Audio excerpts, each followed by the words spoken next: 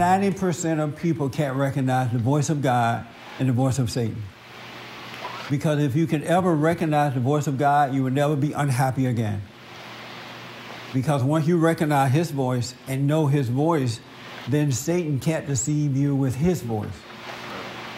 And so it's so important. God said, my children shall know me by my voice. And that's where the hang-up is too. They think that the voice in their head is from God. It's never, ever, ever, ever from God. He reveals things to you. He doesn't talk to you in your head. So if you could just realize that you need to doubt everything that's in your head, you could be free right now, really. If you could just doubt every thought, then you can have faith. Yes?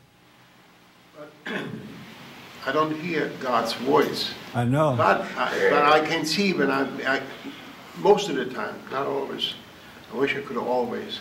But I can see when I'm being deceived in my thoughts.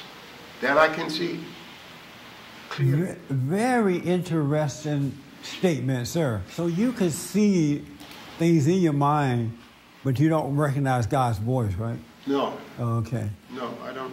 I mean, oh, man, that's such a good statement. To me, as far as I know.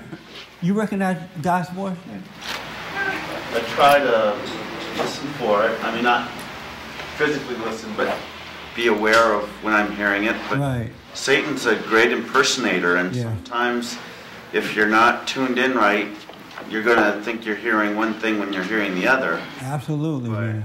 I know that God guides me to do things, and sometimes I'm not aware of that has happened until after it's happened. And again, same with being persuaded by evil. Sometimes I do something and say, you know what was I thinking there? Yeah. And I need to get right with God again. But, you know, I try to at least be present to follow God's direction when he calls me to do something. Okay. Very interesting discussion. I want to add to what John said about he could see his thoughts, or he can see when things are happening in his head, but he doesn't recognize God's voice. That's the danger of teaching people to do this, to become aware of yourself. Because you talk about the truth, or you talk about, what the thoughts can do, and so you can intellectually become aware of your thoughts. And you can see the different thoughts that you're having, but it does nothing for you. You still sin. Because the intellect just picking up everything that you hear and it uses it against you. That's why it's good to let things just go out of, in one ear and out of the other. And that's the problem that a lot of people are having.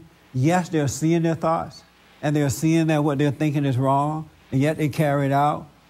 And they get frustrated because they can see it. They're like, well, I see what's going on. How come God's not helping me, right? But you're still controlled by your intellect, by making yourself see your thoughts without realizing that's what's going on. There is a way to see your thoughts, just like there's a way to see it coming up without thinking about seeing it. And the more you get to know yourself, the more that starts to take place. But how do you get people to get away from that intellectual thinking? And that's another problem with having the knowledge of good and evil. Because when we talk about these things, we'll talk about the knowledge of good and evil. And so the devil take that and play it against you. He shows you what you're thinking and it may remind you of the truth that you heard and all that. And then you get frustrated when your life don't change because you don't understand that you're still being deceived by the spirit of the knowledge of good and evil. That's why you must be born again. That little moment has to happen where you can recognize. The only reason I recognized God's voice was because 22 years, 24 years ago now, he made me recognize it or caused me to recognize it. When I'm sitting there, something else. And it wasn't like words at all. It was like, if I can describe it, it was like a warm feeling that came and went. It just came and it was all love, it was warm, but then there was so much light in that. that guides me and, leads you in the right way. It's no voice at all. It's like a revelation. It's like it's something warm and nice with no words, but it all makes sense somehow.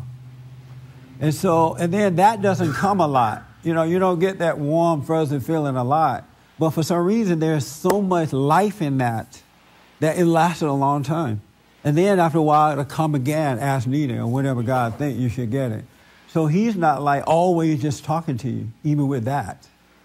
But Satan is always talking to you, one way or another. But God just come and reveal life to you, and you live it. And that's why I don't want you to have relationship with this voice in your head. It's not God's voice at all. And I'm glad now that I was in the cotton field that day when they were teaching English. Because I would have become smart, and it would have been hard for me to detach from the intellect.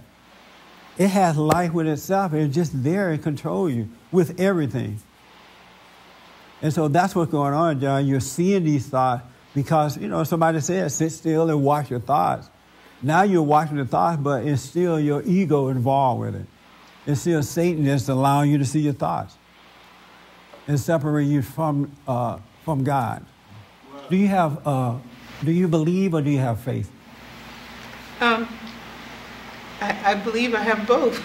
Oh, you have belief and faith? Yes, I have belief that everything will be good, and then I have the belief in that faith. You say what now? Have the belief in the faith that I have. You believe that everything will be good? Yeah. And then what? I have faith that everything will be good. Good, and then I believe that. I have to go by that. You believe that you have to go by that? Mm-hmm. Okay. Here's the difference. I'm going to give you a good example of belief. Belief is what John was talking about when he said he looked at his thoughts and he sees these different things about himself. And the reason he's doing that because he heard the preacher say, look at your thoughts, you need to overcome and be aware of your thoughts. He believed that. And so he started doing it based on that belief. But that's not faith in God. It's just a belief. It's like the preacher preach about the Bible and preach the word. And you believe what the preacher say about the word. And you start quoting the word all of a sudden. It doesn't change your life at all. Or the preacher say, come down and accept Jesus. Do you believe Jesus is the Son of God, that he died on the cross for you? If so, the Bible said it, do you believe it? And you're like, yeah, I believe it. The Bible said I believe it. So you go down and you accept Jesus. But it doesn't change your life at all. It doesn't create. Faith is a light unto your feet. You live by faith. Faith is not a belief. It's a guiding light. It's a way of life. It's the way you live. You live by faith, never doubting. When you have belief, you doubt because you're not connected to God. You're not connected to the light. The Bible says that faith is a light unto your feet. So when you have faith, it just is. Faith is. And there's never no deviation from it. Either you have it or you don't have faith. You live by faith. Faith is love. Faith is God guiding you. It's a way of life. But the people who believe, they only believe what they heard the physical person said, which is not a bad thing per se because it's supposed to start you to thinking about things, but then at some point you let that go and live by faith. That makes sense? Yeah. That's the difference. But see, if you're not conscious of, if you're not hungering and thirsting after what is right, and so that you can wonder about certain things, you're not going to get to what I'm talking about. If you just come and hear me or hear another preacher, that's why a whole lot of people going from different churches, they just want to hear something new, and they're just living by belief of what they heard, but they never find the faith because they don't get away from the belief of what they heard. You can believe it and start making yourself trying to live it, but it's still not faith. And that's why some people say, oh, I had both. You can't have both. You have one or the other. Belief is worldly, it's the intellect. Faith is the Spirit of God guiding you.